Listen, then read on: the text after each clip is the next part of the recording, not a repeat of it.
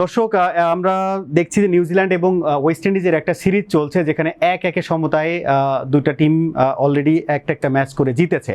আমরা প্রতীক ভাইয়ের কাছে জানতে চাই যে এই যে সিরিজটা চলছে, সিরিজটা সম্পর্কে আসলে দুইটা ম্যাচ নিয়ে আপনার প্রেডিকশন কি ছিল, কিংবা আপনি কেমন খেলা এক্সপেক্ট করেছিলেন? না, উইন্ডিজ কিন্তু আসলে ভালো করছে। শ্রীলঙ্কার সাথে কিন্তু আসলে সত্যি কথা বলতে গেলে পার্টিকুলারলি তাদের ব্যাটিং এটা বেশ ভালো লাগছে। আপনি যদি তাদের ইয়াংস্টারদের কথা বলতে পারেন, আকিম অগাস্টে বা কেসিকার্টি, তারা আসলে আমার মনে হয় বেশ লম্বা সময়ের জন্য উইন্ডিজ টিমকে সার্ভ করবে। পাশাপাশি সেই হোপ রয়েছেন, দুর্দান্ত একজন ব্যাটার, উনি লং টাইম ধরে কিন্তু সার্ভ করে যাচ্ছেন এবং ভালো। এবং আপনি যদি এখানে ভ্যারিয়েশন চান ব্যাটিং লাইন আপে, তাহলে রাদারফোর্ড রয়েছেন যিনি লং হ্যান্ডেলে ব্যাট করতে পারেন, অলরাউন্ডার গ্রিভস রয়েছে। সো খুবই পরিশীলিত ব্যাটিং আমার মনে হচ্ছে।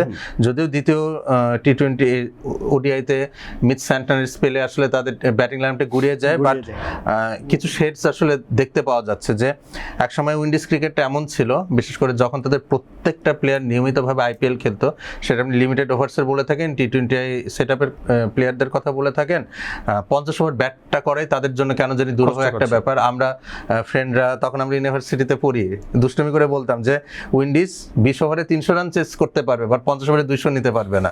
এরকম একটা ব্যাটিং লাইনআপ ছিল, একটা আনস্টেবিলিটি ছিল। মানে আমাদের গ্রাম বাংলায় বলা হতো যে ছক্কা নাই ফক্কা। হ্যাঁ, এরকম ব্যাটসম্যানদের একটা অ্যাপ্রোচ ওরকমই ছিল। তো সেই জায়গা থেকে আমার মনে হয় যে এই ব্যাটিং লাইনআপটা বেশ কুল অ্যান্ড কাম ওয়েতে আসলে তারা অ্যাপ্রোচ করছে, ইনিংসটা সময় দিচ্ছে, নতুন বলে মুভমেন্টটা তারা অ্যাসেস করছে, সেই অনুযায়ী আসলে অ্যাক্সেলারেট করছে। এবং তার স্বাক্ষর কিন্তু তারা রেখেছে পাকিস্তানের বিরুদ্ধে, নিজেদের মাঠে সিরিজ জিতেছে।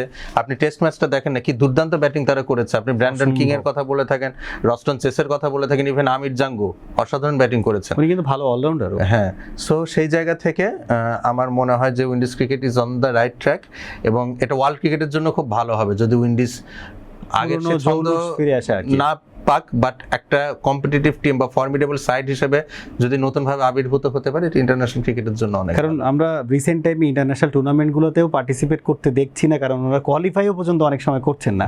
এটা কিন্তু আসলে খারাপ লাগার মতো যে এত পাওয়ারফুল একটা নেশন ইন্টারন্যাশনাল বড় বড় টুর্নামেন্টগুলোতেও বাদ পড়ে যাচ্ছে আর কি।